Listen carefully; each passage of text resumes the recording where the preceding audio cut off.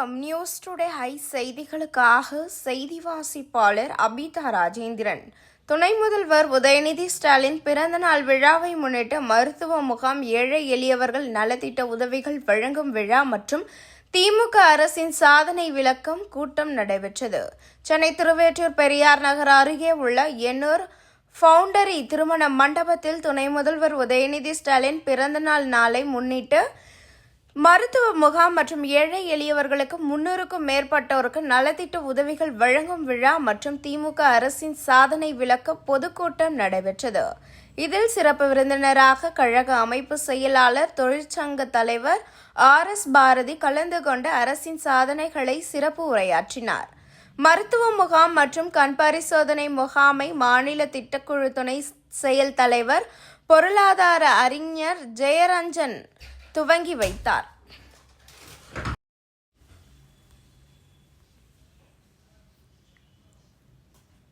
இதில் மாநில துணை செயலாளர், தொழிலாளர் அணி ராஜகாந்தம் நலத்திட்ட உதவிகளை வழங்கினார். இந்நிகழ்வில் திருவெற்றியூர் கிழக்கு பகுதி செயலாளர், 1வது மண்டல குழு தலைவர், திமுக தனியரசு மற்றும் திருவெற்றியூர் மேற்கு பகுதி செயலாளர் வைமா அருள்தாசன், அசோக் லேலண்ட், FT அருண்குமார், தம்பிதுரை, வட்டக்கழக செயலாளர் TCV மணிகண்டன் மற்றும் திமுக நிர்வாகிகள் கலந்து கொண்டனர். இந்தியாவே உற்று நோக்குகிற ஒரு தலைவராக ஒரு வார்த்தையை அவர் சொன்னார். சனாதனத்தை எதிர்த்து பேசினார் என்பதற்காக காஷ்மீரத்திலிருந்து கன்னியாகுமரி வரை அவர் மீது பாய்ந்தார்கள்.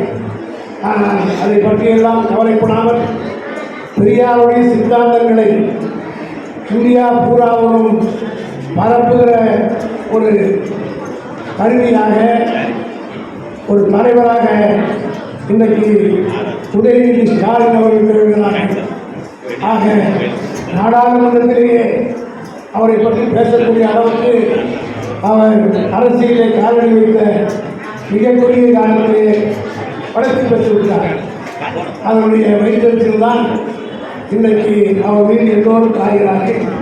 ஆனால் அவர் எதை பற்றியும் கவலைப்படாமல் சிறப்பாக பணியாற்றக்கூடியவர். எப்படி தலைவர் கலைஞர் அவர்கள் அண்ணாவுக்கு பிறகு 50 ஆண்டு காலம் வழி நடத்தினார்.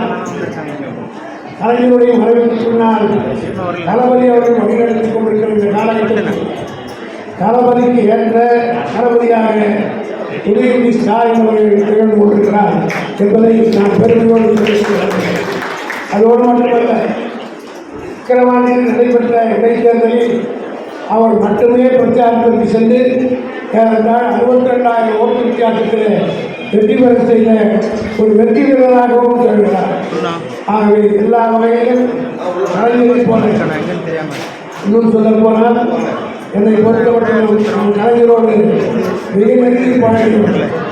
50 ஆண்டு காலம் அவரோடு இருந்தவர், தளபதியோடு இருக்கிறவர்.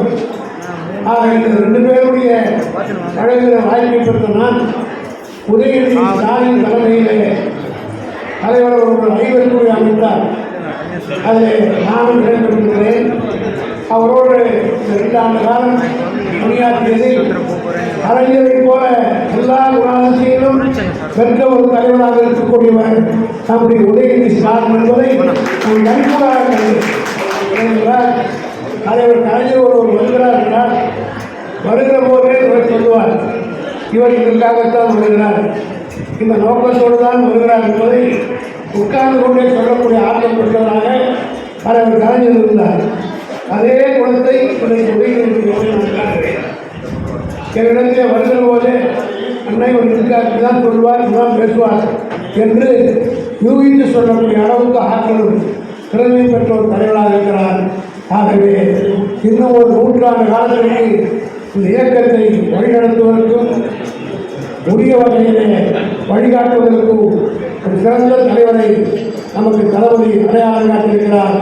அவருடைய பிறந்தநாள் விழாவிலே உங்களை எல்லாம் நான் கேட்டுக்கொள்ள விரும்புவது, இன்னும் இருப்பது ஓராண்டு காலம்.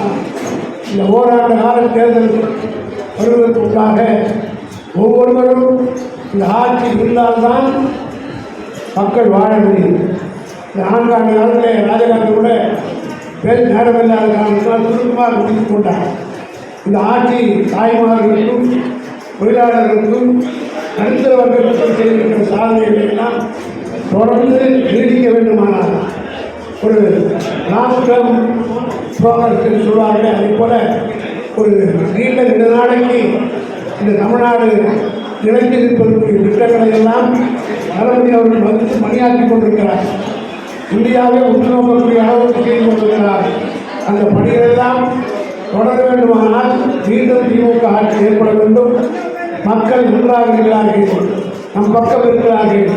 சென்ற பக்கம் நெருங்கிற இடமெல்லாம் தளபதிக்கு மக்கள் அளிக்கிற வரவேற்பும் வாழ்த்தும் மீண்டும் நாம் தான் ஆட்சிக்கு வருவோம் என்றாலும் கூட தொடர்ந்து ஒவ்வொருவரும் இந்த பொங்கல் திருநாளை ஏற்றுக்கொள்ள வேண்டிய உறுதிமொழி ஓராண்டு காலம் சிறப்பாக பணியாற்றி மக்களை நம்முடைய பக்கம் இருக்கிறவர்களை அரவணைத்து அவர்கள் தொடர்ந்து திமுக கழகத்திற்கு ஆதரவு அளிக்கிற வகையிலே பணியாற்றுவதற்கு ஒவ்வொருவரும் உறுதி எடுத்துக் கொள்ள வேண்டும் என்று சொல்லி இந்த நல்ல வாய்ப்பை எனக்கு அளித்த ராஜகாந்தத்திற்கு நன்றி தெரிவித்துக் கொள்கிறேன். காரணம், இந்த தேவையை நான் தான் கொடுத்தேன்.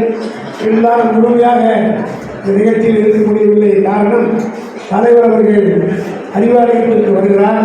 கூட்டணி தலைவர்கள் திருமாவளவன் அவர்களும் மற்ற தலைவர்களும் தலைவரை சந்திக்க அறிவாலயத்துக்கு வர இருக்கிற காரணத்தினால் தலைவர் வருவதற்கு முன்பாக நான் சென்று அவர்களை வரவேற்று அங்கே அமர வைக்க வேண்டும். தலைவர்களுக்கு ஒரு 11 மணி 11 மணி அளவில் வந்து அவர்களை எல்லாம் சந்திக்க இருக்கிறார். ஆகவே நம்ம ராஜகாந்தம் அவர்கள் என்னை மன்னிக்க வேண்டும். தொடர்ந்து இறுதி வரை இருந்து இந்த நிகழ்ச்சியை தொழிலாளர்கள் செயலாளர் பிடிசி செல்வராஜ் அவர்கள் எந்த வேலையும் இல்லை. ஆகவே அவர் சிறப்பாக பேசுவார். இருந்து கடைசி வரை நன்றி சொல்கிற வரை இருந்து நிகழ்ச்சி முடித்துவிட்டு போவார் என்பதை தெரிவித்துக் கொள்கிறேன். நன்றி.